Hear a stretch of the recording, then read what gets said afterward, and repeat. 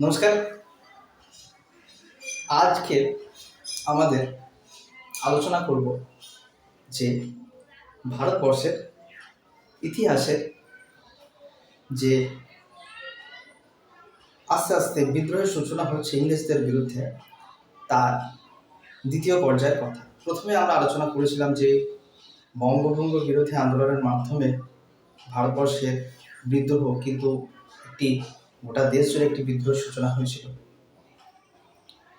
দেখো, প্রথম বিশ্বযুদ্ধ শুরু হয়েছে এবং ইংরেজরা কিন্তু ভারতবর্ষের এখান থেকেই সমস্ত কিছু তোষণ করে এখানকার টাকা পয়সা, এখানকার সৈনিক নিয়ে কিন্তু প্রথম বিশ্বযুদ্ধে অংশগ্রহণ করেছে, যার ফলে ভারতবর্ষের অর্থ তো অনেকটা ব্যয় হলো।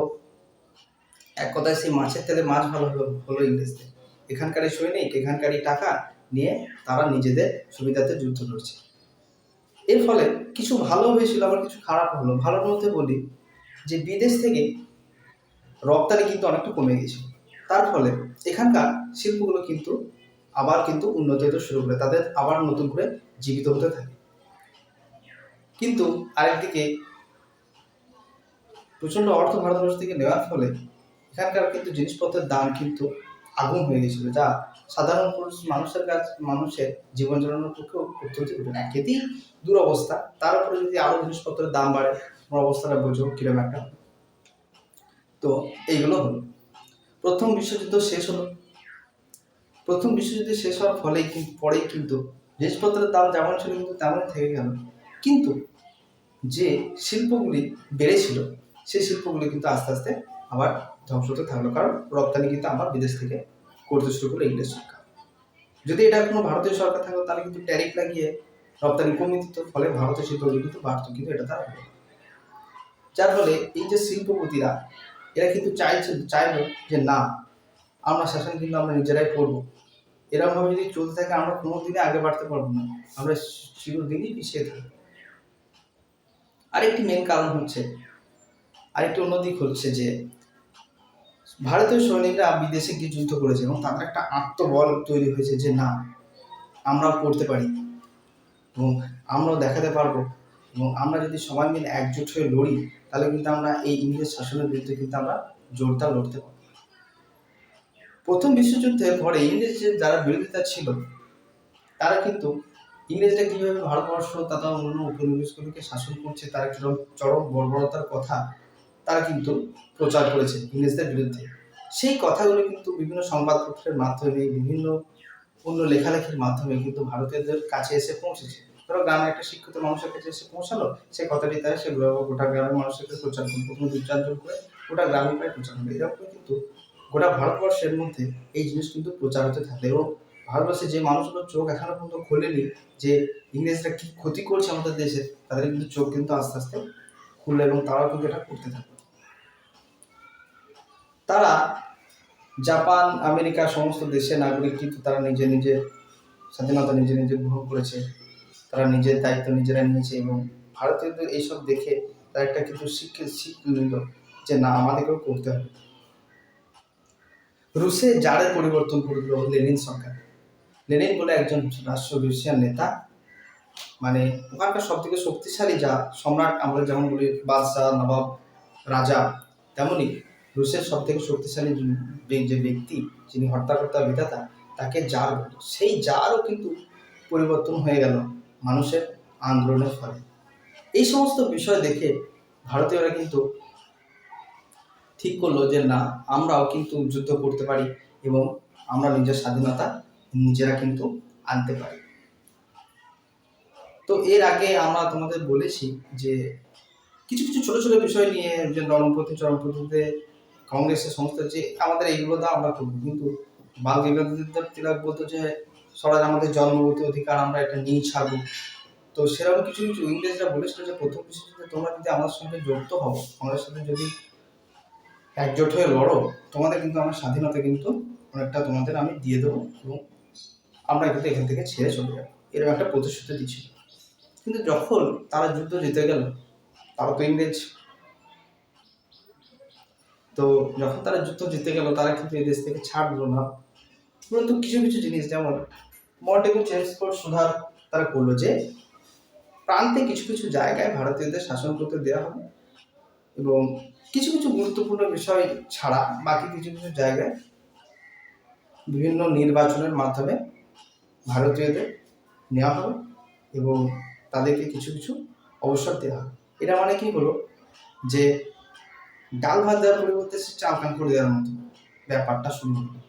যে এরা চাইছে পূর্ণ স্বরাজ, কিন্তু দিচ্ছে খালি অল্প স্বল্প কিছু কিছু জিনিস, যাতে একটা সেই সান্ত্বনা পুরস্কারের মতো ব্যাপার এদিকে দেওয়া হচ্ছে। মন্টেগু চেমস্ফোর্ড 1919 সালে এই আইন প্রয়োগ করে এবং তাদেরকে এইগুলো দেওয়া হতো। কিন্তু ভারতীয়রা কিন্তু এগুলো মানতে থাকবে না। তারা বলল, না, আমরা কিন্তু এরকমভাবে চলবো না, আমাদের পূর্ণই চাই। আমরা লেজিসলেটিভ কাউন্সিল বা নিম্ন সদনের আমাদের কিছু কিছু কাজ দেবে, আর আপার কাজের সমস্ত কিছু তোমরা করবে, এবং ওই নামমাত্র সরকার গঠন এই কিন্তু আমরা চাইব না। তাই তারা কিন্তু নিজেদের কাজ আমরা নিজেরা করবো, এই একটা কিন্তু তাদের মানসিকতা কিন্তু তাদের শুরু হয়। রাওলাট আইন ও সত্যাগ্রহ। রাওলাট আইন হচ্ছে এমন একটা আইন যে আইনে বলা হতো যে কোনো ভারতীয়ের মধ্যে যদি তোমরা সন্দেহজনক কিছু দেখো যে এরা বিদ্রোহী, এদের ইংরেজদের পক্ষে ক্ষতিকর, তাহলে কিন্তু তোমরা তাদের সঙ্গে সঙ্গে গ্রেপ্তার করতে পারো, তাদের ফাঁসি সাজা দিতে পারো। কিন্তু দেখো, সবাই তো এরকম কিছু নয়। আমি হয়তো এরকম মনোভাব সম্পন্ন অতটা নই, আমি সাধারণভাবে আমার কিছু বলার সুযোগ আছে, আমি বলছি। সেইগুলোর ক্ষেত্রে যদি আমাকে নিজে ফাঁসি দিতে হয় বা আমাকে জেলবন্দি করা, সেগুলো তো ঠিক নয়।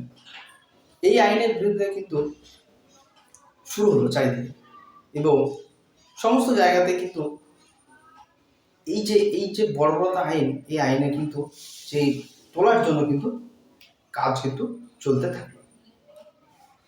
গান্ধীজি ভারত আগমন করলেন ঠিক এই সময়। গান্ধীজি দক্ষিণ আফ্রিকায় ছিলেন, প্রথম ব্রিটেনের ওকালতি শেখার পর তিনি দক্ষিণ আফ্রিকায় গেলেন এবং সেখানে প্র্যাকটিস করতেন আর কি। সেখানকার এই যে বর্ণ বিভাগ, মানে বর্ণ নিয়ে মানুষের মধ্যে ভেদাভেদ, এসব বিরুদ্ধে তিনি কিন্তু লড়েছেন। সেখানকার ভারতীয়দের যা যে ছিলেন যেগুলি, তাদেরকেও তিনি মানে অনেক যাতে সাপোর্ট করেছেন, এবং সে সমস্ত কিছু নিয়ে তিনি ভারতবর্ষে এলেন। এবং ভারতবর্ষে এসে ভারতবর্ষের অবস্থা তিনি 1 বছর ঘুরলেন ভারতবর্ষে, এবং ভারতবর্ষ ঘোরার পর সেখানকার মানুষদের মধ্যে যে কি তাদের জীবনযাপন, তাদের কেমন তাদের চিন্তাধারা, সমস্ত কিন্তু বুঝলেন।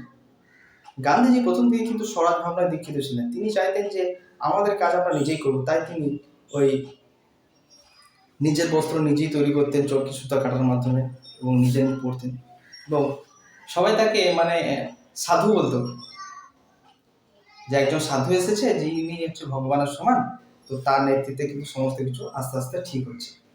তিনি গোটা ভারতবর্ষ ঘোরার পর তিনি আহমেদাবাদের সাবরমতী আশ্রম গড়ে তোলেন, এবং সেখানে তিনি তার অনুযায়ীরা এবং তার বন্ধু বান্ধব নিয়ে, তার পরিবার নিয়ে কিন্তু সেখানে থাকতেন, এবং সেখান থেকেই বিভিন্ন জায়গা থেকে যেখানে আন্দোলন হতো সেসব জায়গায় যেতেন, এবং সেখানে কিন্তু তিনি তার মেন মোটিভ ছিল অহিংসা। তিনি এটা বলতেন যে যদি কায়রতা থেকে কিন্তু অহিংসা ভালো, কিন্তু মেরে কেটে কাউকে না নেওয়ার থেকে অহিংসার মাধ্যমে আমার বেশি কিছু যদি আদায় করা যায়, তাহলে আমরা হিংসা করবো কেন? গান্ধীজি কিন্তু এটাই বলতেন, কারণ লোককে মেরে আমরা কিছুই পাবো না, এই যে মনোবৃত্তি, এটা কিন্তু তিনি চিনতেন। তো তোমরা আজকের দিনে দেখো যে ইংরেজ সরকার তখন এত কঠিন, তার বিরুদ্ধে তিনি এত লোক নিয়ে বিনা অস্ত্রে, বিনা খালি হাতে তিনি এমন এমন আন্দোলন করছেন যে ইংরেজরা প্রতিনত মানে হেরে যাচ্ছে গান্ধীজির কাছে। এবং এই খবরটা শুধু ভারতবর্ষ নয়, ব্রিটিশরাও কিন্তু এই নিয়ে চিন্তিত যে একটা এরকম সাধারণ মানুষ কিভাবে এতটা শক্তিশালী হতে পারে বিনা অস্ত্র ছাড়া, তারপর শুধু অহিংস আন্দোলনের মাধ্যমে। গান্ধী কিন্তু এগুলো করলেন। গান্ধীজির প্রথম হচ্ছে চম্পারণ সত্যাগ্রহ। নীল চাষের বিরুদ্ধে কৃষকদের একটা আন্দোলন।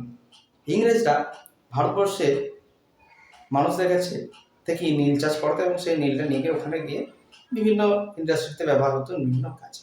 কিন্তু নীল চাষের একটি মেন দিক হলো, নীল চাষ করলে সেই জমিটি কিন্তু একদম নষ্ট হয়ে যায়, সেই জমি আর সেরকম উৎপাদন ক্ষমতা থাকে না। ফলে ভারতীয় কৃষকরা এই নীল চাষ করতে থাকে, কিন্তু ইংরেজরা জোর করে করাতো, এই সমস্ত কিছুর বিরুদ্ধে এর আগেও আন্দোলন হয়েছে। নীল বিদ্রোহ, নীল দর্পণ নাটক, দীনবন্ধু মিত্রের, সেখানে নীল কিরকম ভাবে যুদ্ধ, কিরকম ভাবে আচরণ করতো ইংরেজরা, কিরকম কৃষকদের ভয় করতো, সেসব আলোচনা হয়েছে, আমি পড়েছি।